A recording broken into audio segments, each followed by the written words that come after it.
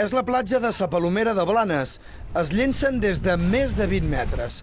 Salts com aquests porten més riscos dels que molts creuen. Si sabes que te estás tirando y que no te va a pasar nada, pues nada, es saltar y ya está. Es divertido y pasas un buen rato con tus amigos. ¿Y no tienes miedo? ¿Qué va? Me tiré de cabeza de golpe desde una roca, no era muy alta. Y el golpe tampoco fue muy fuerte.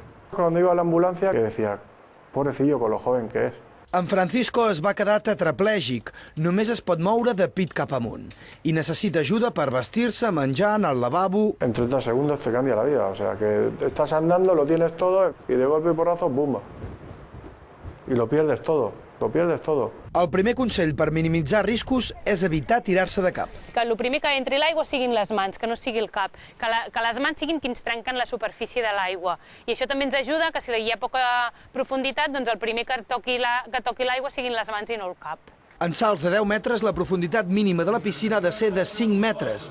L'escalfament també és important per evitar... Desde un episodio de trastorno neurológico en forma de convulsiones, de ataque epiléptico, podría desencadenar hasta el punto de una arritmia. També es pot produir una lesió al impactar el cos contra l'aigua. Per evitar-ho, en l'alta competició utilitzen aquesta ràfaga d'aigua que trenca la superfície de la piscina. Amb un gir forçat o un salt d'esquena des de certa altura, n'hi pot haver prou per produir lesions vertebrals. La solución, educando a la gente la responsabilidad. Deberían de prohibirlo porque un día se van a hacer daño, la verdad. Además que se tiran súper alto, es que es una pasada. Porque creo que son niños pequeños y tendrían que estar un poco vigilados, no dejarlos así a la buena de Dios. Els trampolins i les plataformes només es poden fer servir als clubs de natació, però cap llei pot evitar situacions com aquestes.